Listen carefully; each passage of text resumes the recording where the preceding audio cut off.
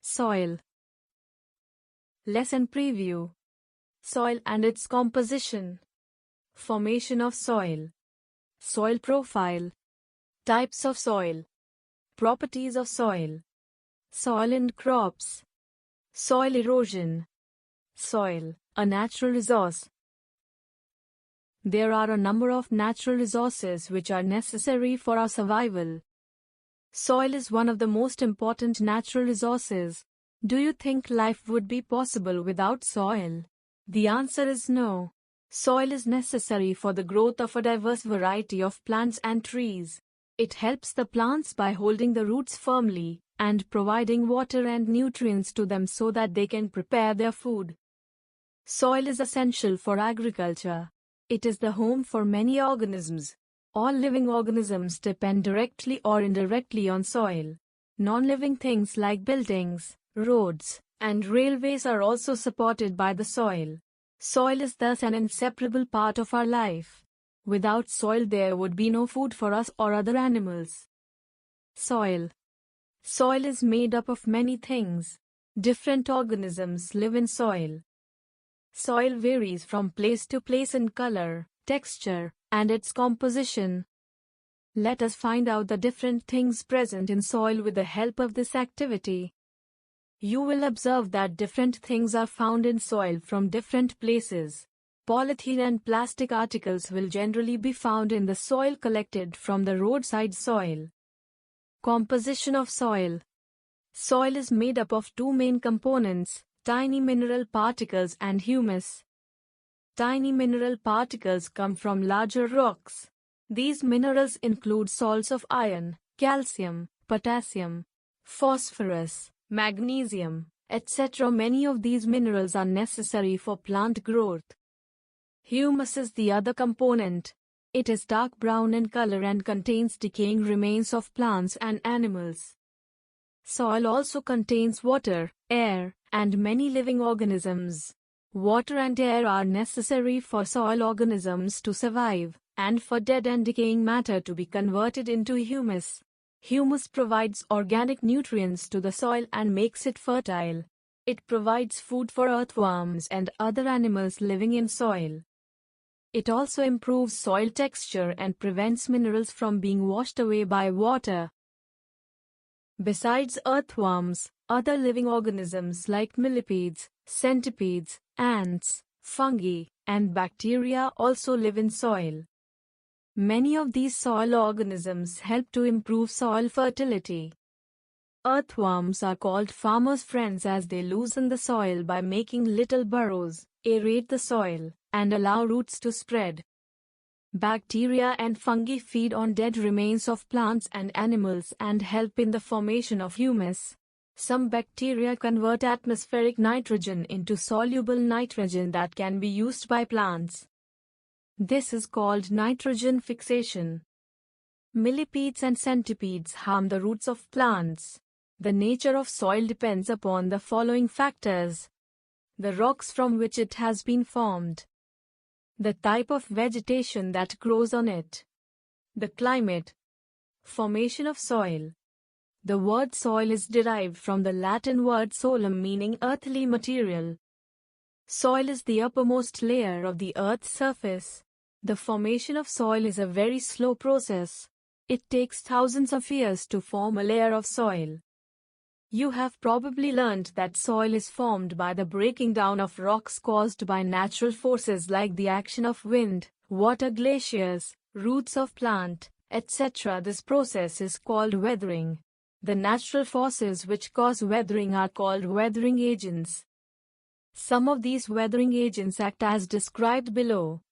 Water is a vital weathering agent. Rainwater enters crevices in rocks. In winter, this water freezes and expands. This breaks the rock into smaller pieces. These smaller pieces of rock are moved by flowing wind or water. As they strike each other and against the ground, they break down further. Finally, they convert to very fine particles and mix with humus to form soil. Roots of trees also exert great pressure on rocks when they grow through the cracks, breaking the rocks. Significant variation in day and night temperature, as in North India, also causes weathering. The rocks expand in daytime and contract at night. This continuous expansion and contraction also weakens the rocks and cause them to crack and crumble. In hot and humid regions, high temperatures cause chemical weathering. The minerals present in rocks combine with oxygen in the air. These oxidized rocks crumble to form soil. Soil profile. Soil is made up of distinct layers. Activity.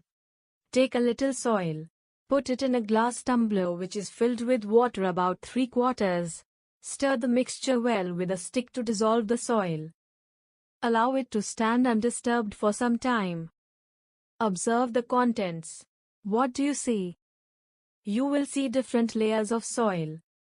The lowest layer consists of stones and pebbles.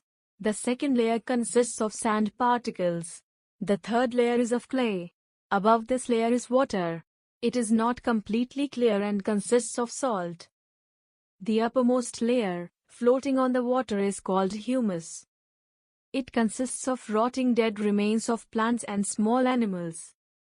A vertical section of soil showing its different layers is called soil profile. Each layer differs in feel, texture, color, depth, and chemical composition. Soil is generally arranged in 3 layers called horizons. The 3 main layers of soil are topsoil or A horizon, subsoil or B horizon, parent rock or C horizon. Under the C horizon lies the bedrock, which consists of solid rock. We generally see only the topsoil, and not the layers beneath it. They can be seen while digging of a well or laying of the foundation of a building. You can also see the different layers if you look at the sides of a ditch being dug. Topsoil. Topsoil is the uppermost layer of the soil. It is usually dark in color and rich in humus and minerals. This layer is very fertile and provides nutrients to the growing plants because of the high humus content. It is soft and porous. It can hold water. This layer provides shelter to many living organisms like earthworms, fungi, bacteria, rodents, moles, and beetles.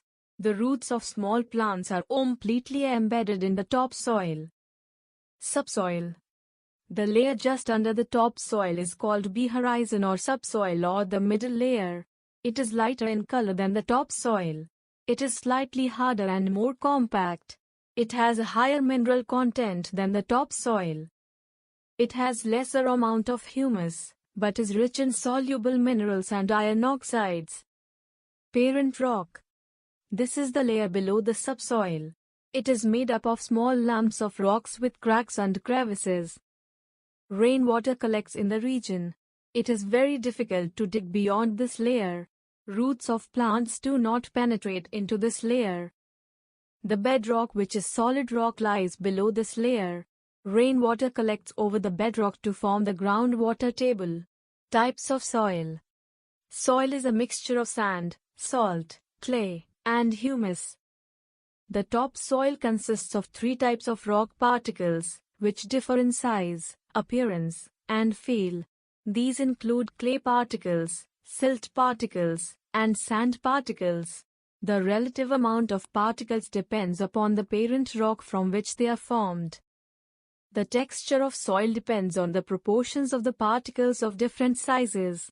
Based on the proportion of soil particles, soils are classified into sandy soil, clayey soil, loamy soil, sandy soil.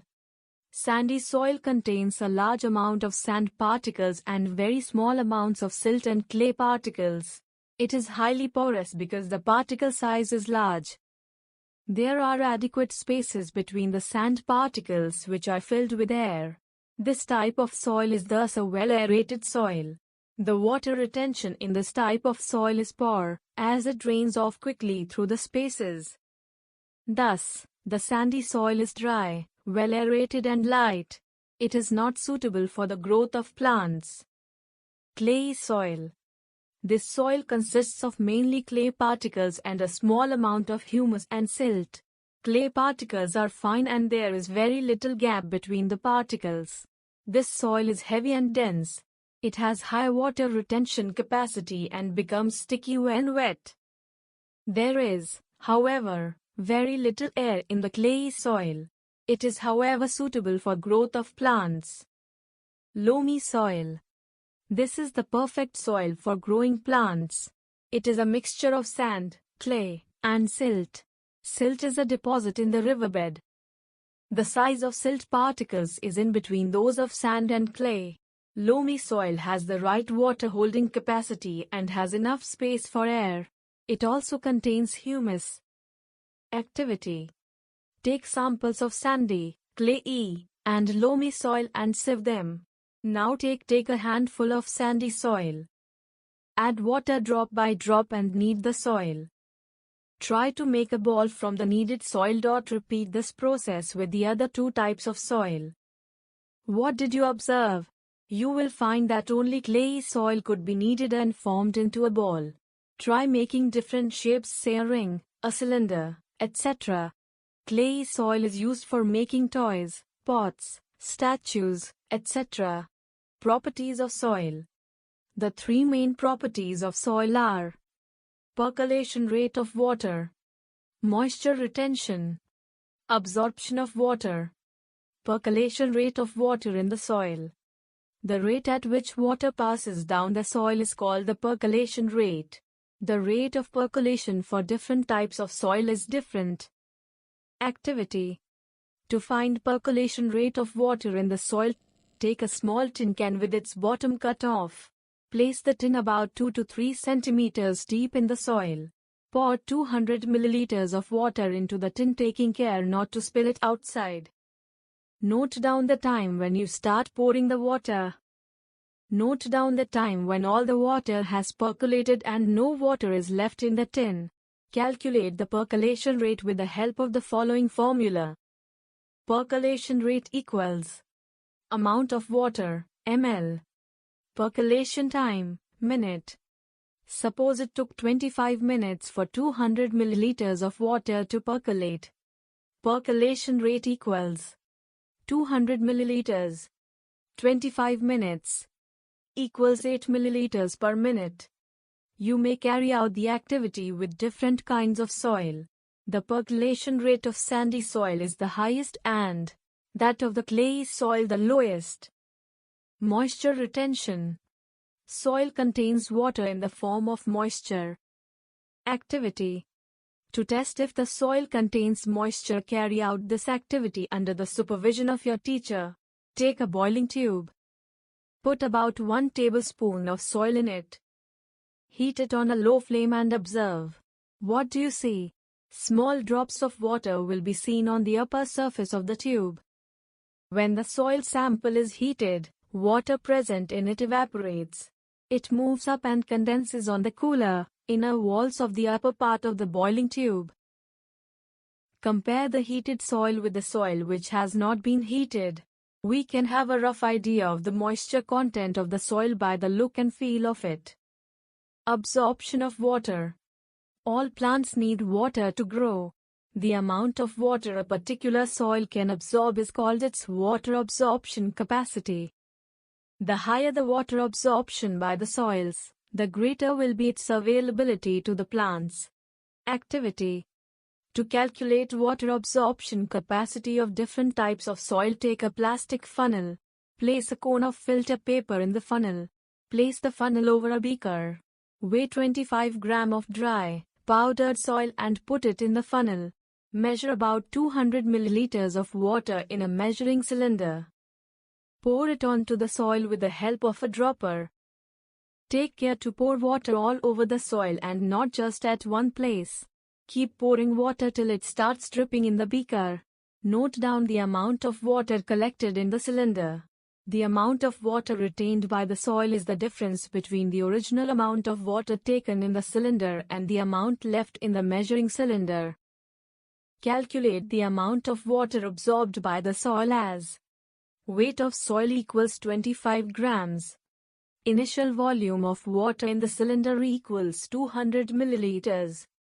Final volume of water in the cylinder equals VmL. Volume of water absorbed by the soil equals 200 V/ml. Weight of water absorbed by the soil equals 200 V/g. 1 milliliter of water equals 1 gram of water. Percentage of water absorbed equals 200 V. 25 times 100. You can repeat this activity with different kinds of soil. You will see from the above activity that the water absorption capacity of the sandy soil is the least and that of the clayey soil the highest. Can you tell the relation between percolation rate and absorption of water by different kinds of soil? Soil and crops. The properties of soil vary from place to place. Different types of soils are found in India. In some places, you will find sandy soil, in other places clayey soil, while in some other places loamy soil. That is why different crops are found in different places. Loamy soil and clayey soil are both suitable for growing wheat and gram. Both types of soil can retain water. Paddy is grown in clayey soil rich in humus, as it has good water retentive capacity. Lentils and pulses require soil with good drainage. Hence, loamy soil is the best for their growth. Cotton requires sandy loam which drains water easily and can hold plenty of air. Sugarcane can be grown in all types of soil. Find out the states of our country where wheat and rice are grown. Soil erosion. The process of removal of top layer of soil by wind or by the flowing water is called soil erosion. It is a natural process. The erosion of soil is severe in places where there is no vegetation like in deserts. Plant roots firmly bind the soil. In the absence of plants, soil becomes loose and can be easily blown away by wind or carried away by flowing water. Human activities are causing heavy loss of soil. The main causes of soil erosion are deforestation, overgrazing in forests, floods and heavy rains, forest fires, poor farming methods leaving the land uncultivated after plowing and tilling. So, we must prevent cutting of trees and deforestation, and at the same time plant more trees and grass. Soil, a natural resource. Soil is our most important natural resource. It is useful to us in various ways. Soil provides us food, clothing, and shelter. Soil supports plant growth and gives us food. Most of our clothing comes from cotton which grows in soil, and wool which is sheared from animals that eat grass and plants, which grow in soil. Timber is used to construct houses and make furniture. Soil provides us minerals. Minerals are dug out from the soil to extract metals such as iron, silver, aluminium, copper, etc., which are used in many industries to produce useful things for us. Minerals like coal, petroleum and natural gas are obtained from soil. Thus, soil provides us fuels and many other useful things. Clay is obtained from soil which is used to make bricks, tiles, porcelain, and pottery. Soil provides us water. Water seeps into the soil and is stored underground as subsoil water. This water is used by us for drinking and many other domestic and industrial purposes.